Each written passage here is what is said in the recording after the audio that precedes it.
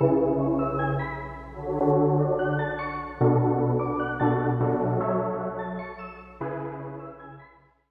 bah salut la team, c'est Matt et Nico. Donc, on se retrouve aujourd'hui pour une petite vidéo de présentation de nos meilleures leurres 2020. Malgré que l'année était compliquée, parsemée d'embûches, dirons-nous. On a fait moins de sorties que l'année passée, quoi. Ah bah, c'est sûr que le confinement n'a pas aidé, hein. Moi, j'ai bien avoir une petite rivière en dessous de chez moi. Une fois que vous avez pris les truites une fois, deux fois, trois fois, bah, ça s'arrête, quoi, hein. Elles sont pas bêtes. Si elles sont pas ramenées par les viandards. Oui, c'est ça, c'est trop ça. Donc bon, c'est une année compliquée. Donc moi cette année, j'ai que 3 leurres perso qui ont bien marché. Donc comme chaque année de Gora, hein. De toute façon je pense que l'État parlera de lui-même.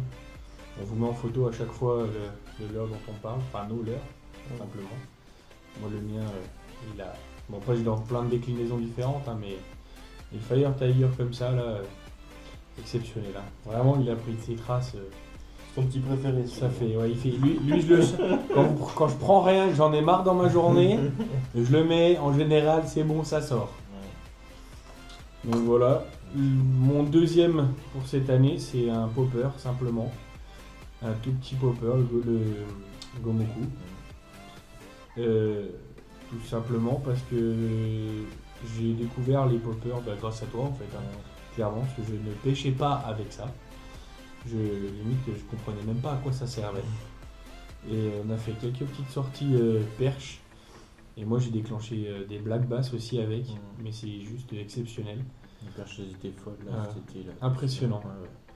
Puis moi pour les blacks, 2-3 fois je fais une passe sur une dérive avec des verres. Et en fait à la tombée les blacks s'en allaient, on les voyait donc, mais à la tombée ils s'en allaient, ils avaient peur. Et avec le popper, ils ont tous sauté dessus.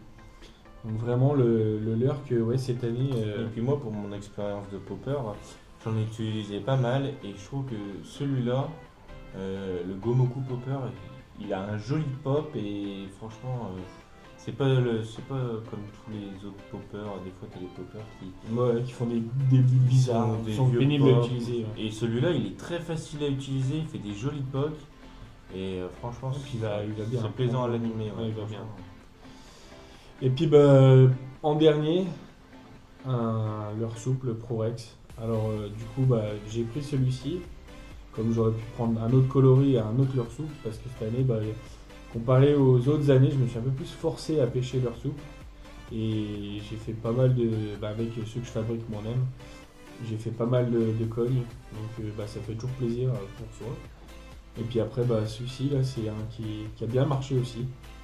Alors pas dans ce coloris là, parce que le problème c'est que les autres coloris, ils ont soit rendu l'âme, soit il y a des traces de chicot qui font très peur. donc voilà. Et puis avec la petite queue en canard, là, j'aime bien, je trouve ça joli. Donc voilà. Pour moi, c'est tout ce qui a marché cette année, quoi. Le peu de temps qu'on a pêché. Toi ? Alors moi cette année je vais commencer par le pointeur SP. C'est un petit cran qui est couleur naturelle, hein, comme j'aime bien les couleurs naturelles, je prends souvent couleur naturelle avec une petite bille à l'intérieur. On n'entend pas bien, mais celui-là j'ai fait un carton sur les perches, j'ai fait quelques brochets. C'est un cran qui descend à 30 cm en dessous de la surface. Donc il plonge pas bien, mais il déclenche pas mal de poissons. Les poissons n'hésitent même pas à remonter pour aller l'attraper. Ouais. Donc franchement, un joli petit crank. Si j'ai un crank à vous conseiller pour débuter, le pointeur, franchement il fait le boulot. Donc, clairement. Voilà.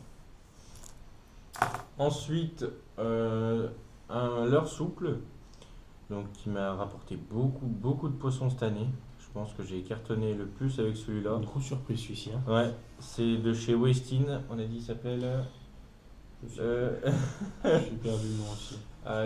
On vous mettra le nom dans la description. On l'a regardé tout à l'heure, le nom, on s'en souvient. Impressionnant. Abusez les bonhommes. Pas de mémoire. Donc voilà, c'est le leurre qui m'a rapporté le plus de poissons cette année. Pour la petite histoire, à la base, c'était une farce. On ne devait pas l'acheter ce leurre-là. Le coloris, Nico, comme vient de dire, il pêche que des coloris naturels. C'est ça. Donc là, si vous voyez bien, le coloris est orange. Donc clairement, à la base, c'était vraiment une blague. Hein.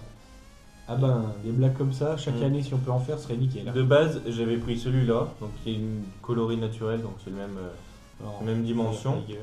Donc j'ai pris assez naturel. Puis j'ai dit, oh allez hop, je vais prendre celui-là, parce que je me suis dit que une année, je vais prendre une coloris naturelle, une coloris flushy, je vais essayer de me forcer un peu plus. Et en fin de compte, c'est celui-là qui a le plus marché. J'en avais acheté 2 comme ça, je me suis fait déglinguer le premier. Donc il avait des traces de chicots de partout. Bon, celui-là est tout neuf, donc il n'a aucune trace. Mais franchement, Ces petits-là Westin, en vrai, ça va bien. Hein. si vous connaissez Westin, franchement, c'est de la bonne marque. Les yeux fermés. Ouais, faut y aller. Moi, je suis assez d'accord. Mon troisième leurre qui m'a rapporté pas mal de poissons aussi, c'est un leurre souple. C'est un TT Shad. Donc ça, je pense que tout le monde connaît. Hein. Il a fait sa réputation, il fait du poisson. J'ai pris en coloris naturel, encore une fois, un peu beige. Parce que nos eaux sont assez troubles chez nous. Donc à des fois, on va dans des lacs assez clairs. Mais je prends des coloris assez naturels parce que j'aime bien ça. Et puis c'est là où on se complète. Parce que si vous regardez bien, lui, il prend que des coloris naturels. Moi, c'est tout l'inverse. Tous les trucs moches, vous êtes sûr que c'est dans ma boîte, clairement. Hein. Tous les trucs qui n'ont aucun sens, du bleu avec du jaune, du vert avec du violet, c'est tout dans ma boîte, ça. Vous inquiétez pas. Moi, je fais les tests un peu. C'est pas grave, je prends pas de poisson, mais c'est pas grave. C'est mon kiff. Mais oui, mais des fois, tu sais, avec un temps pluvieux ou quoi. Tous les coloris bizarres, c'est dans ma boîte. Donc voilà, donc TT Shad aussi, super leurre souple. Ah, franchement, j'ai bien aussi. J'en ai passé des boîtes et des boîtes, ça aussi. Aucun problème. Et mon dernier leurre de cette année, je pense que pas mal de gens le connaissent, c'est un chatterbait. Donc voilà, maintenant tout le monde connaît. Je l'ai mis avec un trailer derrière, donc soit je mettais le TT Shad derrière, soit je mettais un Sandra, soit je mettais, mais cette année il a pris que avec des trailers derrière. J'ai une année, il prenait 100 trailers. Moi, j'allais dire, je mets toujours un trailer aussi. Hein. Ouais, moi, j'ai une année, j'en faisais que aux 100 trailers. Et là, cette année, c'était avec trailer, ça voulait pas prendre 100. Donc, j'ai fait pas mal de poissons dessus quand les poissons sont bien énervés et qu'ils veulent attaquer. Il suffit qu'il y ait un petit peu de soleil avec la palette de palette, là, c'est monstrueux, ça nage super bien. Et puis avec ce chatterbait, j'ai trouvé une nouvelle technique, donc je sais pas si vous la connaissez, mais c'est vous faites tomber le chatter en dessous, tout au fond de l'eau, pardon, et vous mettez 2-3 tours de moulin, il va vibrer un petit peu et vous le reposez. Et en fait, à chaque fois cette animation-là, je ramenais, je posais, je ramenais, je posais, et cette animation-là, elle m'a permis de prendre pas mal de poissons cette année. Il faut dire que étrangement cette année, les poissons, j'ai l'impression de demander plus sur des animations lentes que sur des animations vraiment rapides. Nous, on n'a pas trouvé de poissons bien actifs. Non, cette année, à part les perches. Ouais, les perches, par contre, ça, il n'y a pas de problème. Et les brochets étaient vachement tatillons. Les brochets, c'était. Donc voilà, on a réussi à faire du poisson avec ce qu'on a pu. Ce qu'on avait dans nos boîtes, voilà. Simplement. Donc voilà. Bon, écoutez, sur ce, j'espère que la vidéo vous aura plu et puis que vous aussi vous avez réussi à faire pas mal de poissons malgré le confinement et tout ça. Donc on se dit à bientôt pour une nouvelle vidéo et sur ce, pêchez bien. Ciao.